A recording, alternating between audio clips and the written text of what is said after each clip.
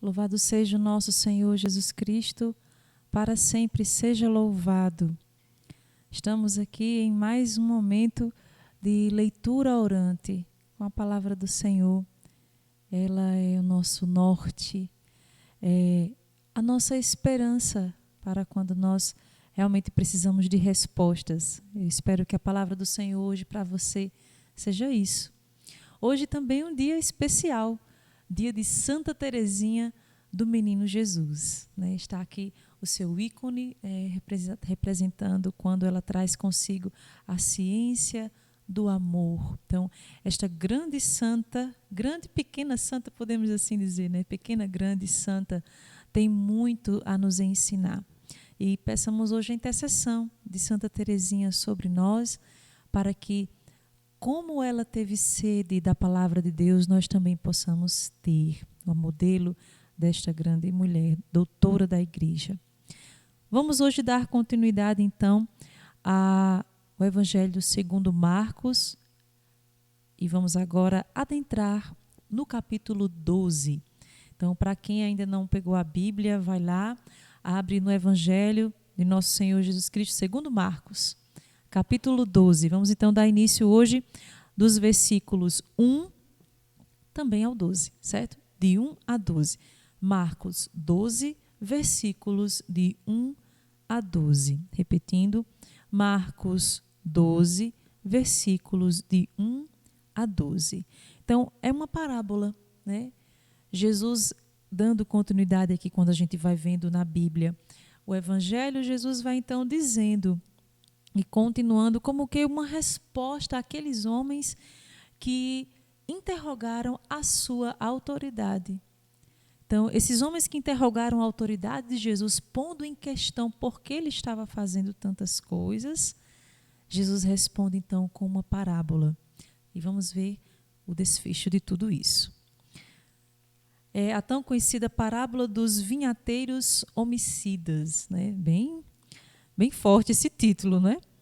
E diz assim: E Jesus se pôs a falar-lhes em parábolas. Um homem plantou uma vinha, cercou-a com uma sebe, cavou um lagar e construiu uma torre. Depois arrendou-a a vinhateiros e partiu em viagem. Chegado o tempo, mandou um servo aos vinhateiros para receber deles a sua parte dos frutos da vinha. Os vinhateiros o agarraram, moeram-no de pancadas e o despediram de mãos vazias. De novo, lhes mandou mais outro servo, e este também espancaram na cabeça e o insultaram. Mandou ainda um outro, a este mataram. A seguir, muitos outros. A uns eles moeram de pancadas e aos outros mataram. Só lhe restava o seu filho bem-amado. Enviou-o por último, dizendo consigo mesmo: respeitarão o meu filho. Esses vinhateiros, porém, disseram uns aos outros: é o herdeiro, vinde, vamos matá-lo e ficaremos com a herança. Agarraram-no, mataram-no e o lançaram fora da vinha. Que fará o dono da vinha? Ele virá, fará perecer os vinhateiros e confiará a vinha a outros. Não lestes esta passagem da Escritura? A pedra que os construtores rejeitaram, foi ela que se tornou pedra angular. Esta é a obra do Senhor, coisa admirável para os nossos olhos. Eles procuravam prendê-lo, mas temiam a multidão. Tinham compreendido que era para eles que ele dissera esta parábola, e deixando-o, foram-se embora. Palavra da salvação. Glória a vós, Senhor. Então, nós vemos aqui, meus irmãos, esta passagem bíblica onde Jesus ele vem tomar para nós um trecho, né? Lembrar-nos de um trecho do livro do profeta Isaías, no seu capítulo 5, versículos de 1 a 7. onde a vinha representa Israel, acusado de não produzir os frutos que Deus esperava. Né? Se você puder conferir depois, né, Isaías 5, de 1 a 7. Então você pode perceber, né, o que é que o profeta vem falando e vem confirmando. Jesus traz, né, um pouco desta passagem do profeta. Né? Se a gente puder ler aqui um trechinho, vamos procurar aqui. Né, o profeta Isaías vem dizer para nós o seguinte, né? Que eu cante para o meu amigo o canto do bem-amado e de sua vinha. Meu bem-amado possui uma vinha em outeiro fértil. Ali revolveu a terra, quer dizer, retirou as pedras, plantou uma cepa selecionada. No meio construiu uma torre e cavou também um lagar. É bem parecido com o que Jesus falou aqui, usando a parábola. Esperava dela uvas boas, só colheu uvas más. Agora, habitantes de Jerusalém, gente de Judá, sede juízes entre mim e minha vinha. Podia eu fazer pela minha vinha mais do que fiz? Eu esperava dela uvas boas. Por que produziu uvas más? Pois bem, vou ensinar-vos o que vou fazer com a minha vinha. Retirar a cerca para que seja devorada pelo fogo. Abrir uma brecha no muro para que seja pisoteada. Farei dela uma encosta desolada. Não será nem podada e nem sachada. Brotarão espinheiros e sarças. E proibirei as nuvens de chover sobre ela. A vinha do Senhor de todo poder é a casa de Israel. E a gente de Judá é a planta que ele amava. Essa é a palavra do Senhor no livro do profeta Isaías. Então vemos aqui, meus irmãos, o que o profeta está querendo dizer e Jesus vem citar novamente. A vinha representa Israel, como eu já falei, e aqui acusado de não produzir os frutos que Deus esperava. Então, Jesus ele utiliza o texto do começo e o tema final, ou seja, né, essa conhecida imagem da vinha. Quando o Senhor vem colocar também, contextualizando para nós um pouquinho, esse início, né, que o Evangelho vem falar. O homem plantou uma vinha, cercou com uma sebe, cavou um lagar. Isso tudo são costumes da época, como se colocava a plantação de uma vinha. Então, aqui nós vamos compreendendo quando nós vamos entendendo como era que se plantava uvas naquele tempo, né? Uma vinha naquele tempo.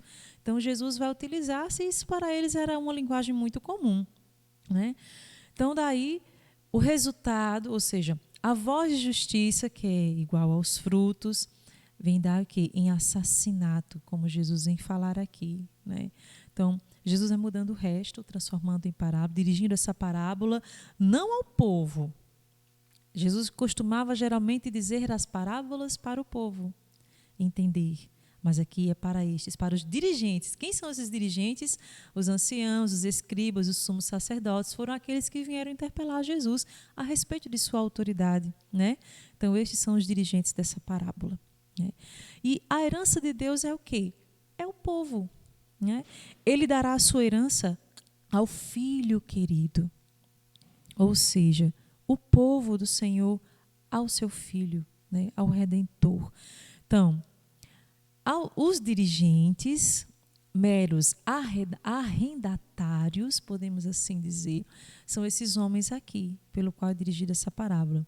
Querem ficar com a herança, né? Como propriedade sua, arrendada, eliminando o quê? O herdeiro, o filho. Né? Mas não querem entender a força da interpelação, o chamado à fé. O mais difícil para esses homens era isso. Antes, se endurecem em sua resistência.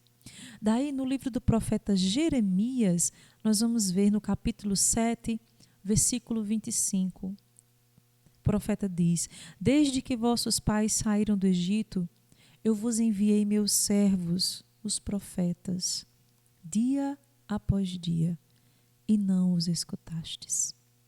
Isso é uma realidade. Jesus vem mostrar a verdade. Daí, estes homens, como chefes do povo, como autoridades, como lideranças do povo, eles estão sendo aqui agora interpelados por Jesus, interpelados à sua autoridade. Veja como Jesus é interessante. Eles chegaram para Jesus, no finalzinho do capítulo 11, nós vamos ver isso, vimos na sexta-feira passada, rezamos um pouco. Eles chegam para Jesus interpelando sua autoridade. Né? Com que autoridade você faz isso? E agora Jesus ele conta em parábola, interpelando agora a autoridade deles. Então veja como Jesus é sábio. No livro da sabedoria, nós podemos ver aqui um trecho, Sabedoria 6, versículos de 1 a 11. Repetindo, se você desejar abrir e acompanhar conosco, Sabedoria 6, versículos de 1 a 11. Diz o seguinte: escutai, pois, ó reis, e compreendei. Deixai-vos instruir, vós que julgais por toda a terra. Prestai ouvidos, vós que dominais multidões, e vos orgulhais da multidão de vossas nações. É do Senhor que recebestes vosso poder, é do Altíssimo a vossa soberania. Ele examinará vossas obras e sondará vossas intenções. Porque, sendo ministros de sua realeza, não julgastes segundo o direito, nem respeitastes a lei, nem agistes segundo a vontade de Deus. Então, veja, aqui no livro da sabedoria vai colocando para quem é autoridade, para quem é liderança, para quem é rei, para quem é chefe do povo. E aqui está na palavra de Deus, né, toda a verdade, e segue muito mais os versículos. Então, no livro da sabedoria vem dizendo que os chefes recebem de Deus nada mais do que a administração. E perante Deus, eles são responsáveis. Então, atenção, para quem é liderança, para quem é autoridade, para quem é responsável por alguma coisa, você há de prestar contas perante Deus. O Senhor lhe deu essa administração dos seus bens, de um povo, de uma nação, o cuidado com alguém, enfim. Né? Então, sempre aqui nesse livro da sabedoria, vem falando para nós a respeito disso, né? Julgar conforme Deus. Né? E daí esses homens vão escutando aquilo que Jesus ia falando e entendendo. Né? Pode-se ler a parábola assim. Né? O futuro Messias, nós podemos dizer, o filho de Davi, né? Ele é o herdeiro legítimo do reino, da realeza.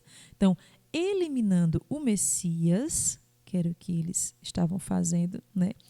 que não reconhecem ele como Messias, pensam em ficar o quê? Com a herança, com o povo. O medo daqueles homens era isso, que Jesus ficasse com o povo, porque eles sentiam que o povo era dele. Né? Mas não sabiam, não conseguiam entender, na fé, não abriam o coração para compreender a mensagem de Jesus. Né? Então, o povo que eles dominam, né? Então eles têm domínio sobre o povo, e não queria que Jesus fizesse isso. Tinham inveja de Jesus por causa disso, porque Jesus aglomerava multidões, né? Pessoas estavam ali querendo ver, querendo escutar aquele profeta, querendo saber quem é aquele homem. Então Jesus estava sendo já muito famoso. E a acusação, né? Aqui a acusação nós vemos aqui na parábola, é lançada contra, né, os vinhateiros, que segundo Marcos, vem designar os sumos sacerdotes, os escribas, os anciãos. Então, eles entenderam muito bem que a parábola é para eles. Né? Vemos aqui a citação de um salmo. O Salmo 118, versículos de 22 a 23. O Salmo 118, a gente se lembra que é o maior salmo da Bíblia. Mas os versículos 22 e 23 traz... Né? A pedra que os pedreiros rejeitaram, ou que os construtores rejeitaram, tornou-se agora a pedra angular. Jesus vem citar. Né? Então faz pleno sentido essa passagem aplicada ao próprio Jesus. É ele. Né? Então daí nós podemos dizer, os arquitetos, entre aspas, os guias do povo, excluem Jesus como um imprestável. Né? Como se ele não prestasse, né, para isso, para a construção do reino de Deus. Mas ele se converte, né, em base da nova construção. Por meio de quê? Por meio da sua ressurreição. Então será essa ação clara de Deus. Uma ação clara de Deus. Vamos ler o texto novamente para fazermos e trazermos outro olhar para ele. E Jesus se pôs a falar-lhes em parábolas. Um homem plantou uma vinha, cercou-a com uma sebe, cavou um lagar e construiu uma torre. Depois arrendou-a a vinhateiros e partiu em viagem. Chegado o tempo, mandou um servo aos vinhateiros para receber deles a sua parte dos frutos da vinha. Os vinhateiros o agarraram, moeram-no de pancadas e o despediram de mãos vazias. De novo lhes mandou mais outro servo, e este também espancaram na cabeça e o insultaram. Mandou ainda um outro, a este mataram. A seguir muitos outros, e a uns eles moeram de pancadas, e aos outros mataram. Só lhe restava o seu filho bem-amado. Enviou-o por último, dizendo consigo mesmo: respeitarão o meu filho. Esses vinhateiros, porém, disseram uns aos outros: é o herdeiro, vinde. Vamos matá-lo e ficaremos com a herança. Agarraram-no, mataram-no e o lançaram fora da vinha. Que fará o dono da vinha? Ele virá, fará perecer os vinhateiros e confiará a vinha a outros. Não lestes esta passagem da Escritura? A pedra que os construtores rejeitaram foi ela que se tornou pedra angular. Esta é a obra do Senhor, coisa admirável para os nossos olhos. Eles procuravam prendê-lo, mas temiam a multidão. Tinham compreendido que era para eles que ele dissera esta parábola, e deixando-o, foram-se embora. Então, vemos aqui, meus irmãos, esta passagem que vem para nós preparar o caminho, né? A passagem de Jeremias 7 que eu citei. Desde que vossos pais saíram do Egito, eu vos enviei meus servos, os profetas, dia após dia, e não os escutastes. Vemos a passagem do Salmo 118, versículos de 22 a 23. A pedra que os construtores rejeitaram tornou-se a pedra angular. Isso é obra do Senhor e é maravilha aos nossos olhos. Nós vemos os contrastes dessas palavras, destes versículos. Vemos que quantas vezes podemos examinar o nosso coração, onde nós nos colocamos como pessoas fechadas para ouvir. É muito importante perceber aonde estão aqueles que falam de Deus, aonde estão os falsos profetas, mas aonde estão aqueles que vivem a palavra de Deus, aqueles que dia após dia dão testemunho do Senhor. Mas eu também preciso fazer isso. Essa palavra nos convida a realizar isso, a dar ouvidos àqueles que trazem a voz de Deus, mas também dia após dia falar de Deus. Então, à medida que eu escuto a palavra, eu dou atenção a ela, eu também dou continuidade dessa palavra para outros, continuando o caminho dos profetas. Se o Senhor te chama, se o Senhor te interpela, realize a sua vontade. Aqueles homens, os sumos sacerdotes, os chefes, as autoridades, não conseguiram abrir seu coração, mas eles continuaram com o coração fechado, rejeitando a Deus, né? Se endureceram em sua resistência, resistindo ali, sem querer aceitar os projetos de Deus, sem querer aceitar os planos de salvação. Ali estava o Messias, o Filho de Deus, e eles não conseguiam acreditar. Então, quantas vezes nós nos colocamos assim: Senhor, eu não vou dar ouvidos, ou então lá dentro do nosso coração nós não damos ouvidos à palavra de Deus, nós não damos ouvidos ao que é certo, ao que é a verdade, nós preferimos o que a onda do mundo vai também nos levando.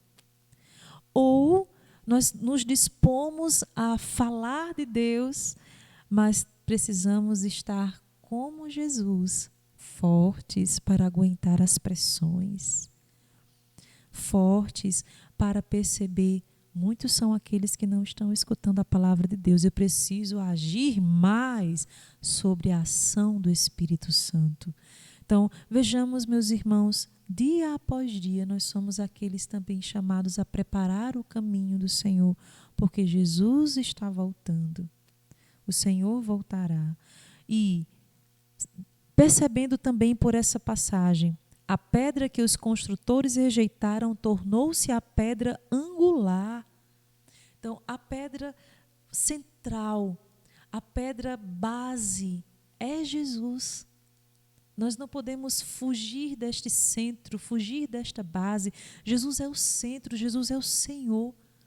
É Ele quem realiza todas as coisas em nós, sobre nós. Então, como diz a passagem do Salmo, isto é obra do Senhor e é maravilha aos nossos olhos. Que maravilha!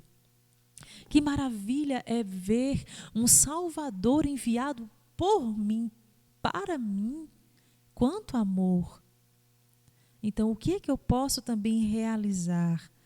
Veja, meus irmãos, estou colocando aqui vários caminhos onde nós podemos canalizar a resposta da contemplação desta passagem bíblica. O que nós podemos mergulhar, o que nós podemos responder. Porque a obra do Senhor, ela continua. Esta maravilha aos nossos olhos, Jesus continua vivo, presente, atuante, operante. Ele não deixou de realizar em nenhum segundo de nossas vidas, porque como pedra angular, esta base construída sobre ele não cai. Então, portanto, somos chamados a construir a nossa vida sobre o senhorio de Jesus e dizer: Senhor, estou aqui também, na sua obra, na sua construção, contigo, a pedra principal. Então, unindo-se a todos os outros irmãos, iremos juntos realizar, construir o reino de Deus, né? Fazendo base, né? Tendo como base, quer dizer, o próprio Jesus, o próprio Senhor. Meus irmãos, Ele é o Senhor. Né? Convido você a orar neste momento e dizer: Jesus, seja o centro de minha vida, seja a pedra angular da minha vida. Tu és a pedra angular da igreja, tu és a pedra angular do universo, do mundo. Mas muitos não o querem, muitos não o reconhecem, muitos rejeitam a Jesus. Mas tu és o Senhor e eu reconheço, né? E eu reconheço. Tu és o Senhor de minha vida, tu és o Senhor de minha casa, tu és o Senhor de minha família. Vai proclamando Jesus como Senhor. Vai dizendo: reina como centro, Senhor. Retira aquilo que eu tenho colocado como centro, porque tudo que é fora de vós não permanece. Eu te suplico, Jesus. Ele é o Senhor, Ele é o Senhor, Ele é o Senhor, Ele é o Senhor, ressurreto dentre os mortos, Ele é o Senhor. Todo joelho se dobrará, toda língua proclamará que Jesus Cristo é o Senhor. Ele é o Senhor da minha família. Ele é o Senhor da minha vida. Ele é o Senhor da minha história. Ele é o Senhor, a pedra angular.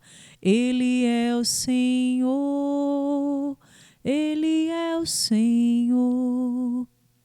Jesus, nesta hora, por essa força da palavra, eu te peço, venha retirar em nós o que o inimigo tenta nos enganar, retirando-te do centro. Tu és o centro de nossa vida, Jesus. A ti pertence a honra, a glória, tu és a pedra angular, que por mais que muitos construtores te rejeitem, mas eu te aceito, eu te quero e te desejo para construir a minha vida sobre esta rocha máxima. Jesus, eu te peço nessa hora a graça de te ouvir também aqueles que tu enviastes para dar testemunho da verdade, para que dia após dia eu também dê a resposta. Agradeço-te, Senhor, por esses irmãos que agora abraçam esta palavra como oração. Pela intercessão de Santa Teresinha do Menino Jesus, que tanto viveu a sua palavra, concede-nos, Senhor, pela força dela, uma conversão de nossas vidas. Glória ao Pai, ao Filho e ao Espírito Santo, como era no princípio, agora e sempre. Amém. Espero que esta palavra você possa encontrar o lugar do seu coração nela, o lugar de dar passos concretos. Isto sim, deve ser os frutos de nossa leitura orante. Louvado seja o nosso Senhor Jesus Cristo, para sempre seja louvado. E Santa Teresinha do Menino Jesus, rogai por nossas vocações e missões.